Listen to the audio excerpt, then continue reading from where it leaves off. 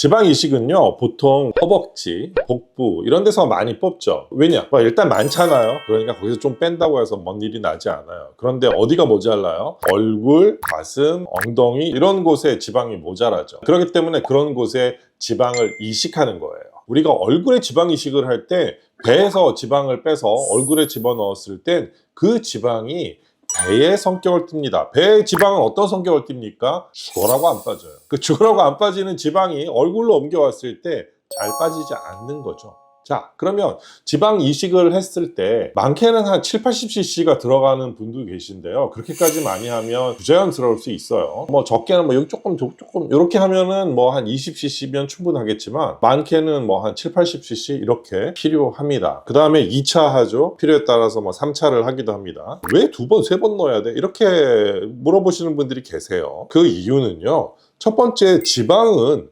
필러하고 좀 달라요. 어떻게 다를까요? 필러는 바깥에서 인위적으로 만든 물질이죠. 그걸 집어넣으면 그게 몸 안에 들어가서 보통 16개월, 18개월 이렇게까지 계속해서 몸에 있다가 없어집니다. 이게 딱 정해져 있어요. 그런데 지방은 그게 아니에요. 지방은 아랫배에서 예를 들어서 얼굴로 옮겼다 이러면 그 지방이 얼마나 오랫동안 사느냐가 아니고요. 옮겨 놓았을 때 얼마나 지방이 잘 살 수 있느냐가 중요합니다. 그걸 뭐라 그러냐면 생착률이라고 하죠. 그래서 지방을 옮겼을 때 생착률은 보통 언제 판단을 하느냐? 3달 정도 지났을 때 그 지방이 생착을 잘 했다라고 이야기를 하는 거예요. 그러면 넣자마자는 어떻게 돼요? 지방을 넣자마자는 얼굴이 부어요. 멍이 좀 들 수 있어요. 멍이 보통 빠르면 일주일, 한 늦어도 한 달 이내에는 멍이 싹 다 빠지죠. 대체적으로는 한 2주 이내에 대부분 해결이 되고 화장 조금 진하게 하시면 커버가 되는 정도죠. 그런데 지방 이식을 할 때 가장 중요한 게 어떻게 지방을 준비하느냐, 어떻게 주입하느냐, 이 2가지가 굉장히 중요한 과정입니다.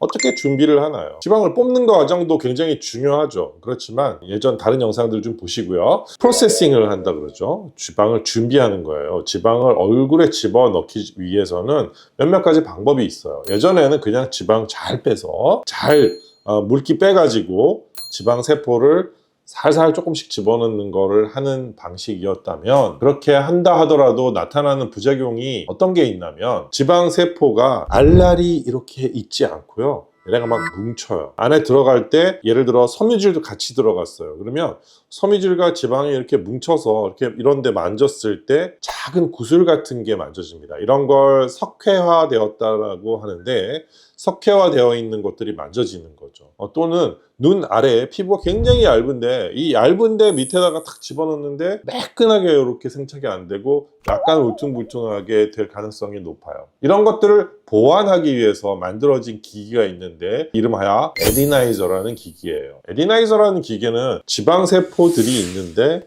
이걸 이 사이즈대로 쓰지 않고 칼로 썰어서 작게 만들어서 사용을 하는 거죠. 그랬을 때 장점이 뭐가 있냐면 알알이 뭉치는 현상이 잘 발생하지 않아요. 이게 제일 중요한 현상이에요. 그래서 굉장히 섬세하게 집어넣어야 되는 곳, 얇은 주름이라던가 눈꺼풀이라던가 눈 아래라던가 이런 부위에 아주 섬세하게 지방을 싹 펴서 이렇게 넣을 수 있는 장점이 생긴 거예요. 이 환자 보면 이게 눈물고랑이 있죠. 눈물고랑에 이렇게 들어가 있는 양상을 보입니다. 눈물고랑에 지방이 빠진 경우는 사실 그냥 눈물고랑만 빠진 게 아니라 그 위에 아래 다 빠져요. 지금 이분은 눈 주변에 다크서클처럼 보인다, 이래서 나이가 들어 보이는구나, 그 다음에 휑해 보이는구나 이런 느낌인데, 눈 주변을 잘 치료를 하면 이렇게 편편하게 에디나이저를 이용을 해서 치료가 될 수 있습니다. 저희 병원에 워낙 인터내셔널하게 백인, 흑인, 황인, 중국, 일본, 동남아시아, 유럽 이렇게 해서 오시는 분들이 많이 계셔서, 여러분들 그거 아세요? 백인들은 한 16살 넘어가면서부터 눈이 휑한이 들어갑니다. 그렇기 때문에 그걸 그냥 내추럴하다라고 생각하려고 받아들이시는 분이 있는가 하면 나이가 40, 50 정도 되면 그게 싫은 거죠. 또 좀 더 젊어 보이고 싶은 거죠. 피부가 백인들은 더 얇아요. 또 쪼글쪼글해요. 이런 경우에 에디나이저를 사용을 하지 않으면 이게 잘 되지 않아요. 울퉁불퉁하게 되는 거죠. 왜? 넣었을 때는 판판하게 됐으나 집에 가가지고 막 이렇게 살면서 한 달 동안 2달 동안 계속 이렇게 움직이잖아요. 이렇게 하면은 지방 그냥 가만히 생착이 되는 게 아니라 울퉁불퉁하게 생착이 되는 거죠. 그렇기 때문에 굉장히 작게 썰어서 주입을 하는 방식을 사용을 하고 있습니다. 이렇게 되면 여기 팔자주름이라던가 입 주변에 시커먼 거, 그 다음에 약간 들어가 있는 거, 이런 부분들까지도 저희가 많이 교정을 하죠. 지금 보면은 얼굴이 조금 더 괜찮은 것처럼 보이죠. 눈꺼풀 위에도 저는 더 많이 넣고 싶었는데 이분이 그거는 자기의 정체성이 눈이 쑥 들어간 거라며 그거는 건드리지 않았으면 좋겠다고 해서 조금만 넣었어요. 조금만 넣은 것도 사실 실제로 보면 훨씬 좋아 보입니다. 지방 이식을 우리가 지방 이식만 하느냐 아니면 기타 등등과 함께 병합을 하느냐는 결과에 굉장히 많은 차이를 줍니다. 생각해 보세요. 나빠진 게, 우리가 얼굴이 나빠지면요, 나이가 먹어서 나빠지면 피부가 늙고요, 근육이 늙고요, 지방이 늙어서 없어지고요, 뼈마저도 자꾸 작아지고 사가요. 그래서 뼈도 형태가 젊었을 때와 나이 들었을 때 형태가 달라져요. 이런데 그냥 뭐 지방만 가지고 다 한다? 잘 되지 않습니다. 물론 여러분들 잘 알고 있습니다. 하나 요만큼의 노력만 하고 싶고 이런 결과를 얻고 싶은 반칙과 같은 일, 뭐 저도 그런 거 많아요. 다 이해는 돼요. 그렇지만 세상에 그런 건 존재하지가 않아요. 어떻게 해야 해요? 이게 필요하면 이걸 해야 되고요, 요게 필요하면 요걸 해야 되고요. 처짐이 있다면 우리가 실리프팅을 할 수도 있겠고요, 같이. 최근에는 저희가 리뉴비온이라는 기계를 또 많이 씁니다. 리뉴비온이라는 기기는 어떤 건가 하면 피부를 붙들고 있는 섬유질이 있는데 이 섬유질들이 짧아지게 하는 거예요. 그러면 이렇게 늘어지던 게 짧아지니까 이렇게 당겨주죠.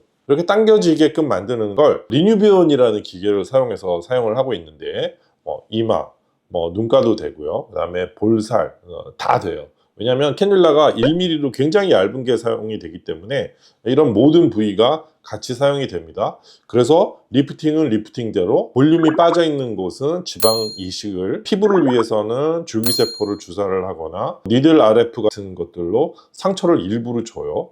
그러면 줄기세포가 들어가면 갑자기 확 좋아져요. 그렇기 때문에 얼굴이 환해지고 매끈해지는 결과가 한꺼번에 얻어지는 거죠. 어차피 한번 멍드는데 일상생활에 지장이 조금 생기는 기간이 어느 정도 있을 때 그냥 같이 해버리는 게 낫지, 그냥 수면 마취하고 한꺼번에 다 하겠다, 이렇게 말씀하시는 분들이 굉장히 많은 것 같아요. 이분 같은 경우도 턱 주변은 지방 흡입을 하고 얼굴에 실리프팅하고 볼륨이 부족한 곳은 지방 이식을 하는 이런 과정을 거쳤습니다. 그래서 얼굴이 좀 작아진 것 같은 느낌이 들죠. 얼굴이 어느 정도 뭔가 정리된 듯한 이런 느낌이 듭니다. 이분 2차 시술하기 전에 오셔서 찍은 사진이라서 보면 약간 모자라다 싶은 데가 있어요. 알아요, 저도. 그런 부분들 2차 때 다시 지방을 재주입함으로써 이런 걸 다시 맞춰드리는 거죠. 1차 때보다 2차 때 지방 이식을 하고 나면 이상하게도 멍이 별로 들지 않고요, 그렇게 많이 붓지도 않아요. 저 참 왜 그런지 모르겠어요. 참 희한해요.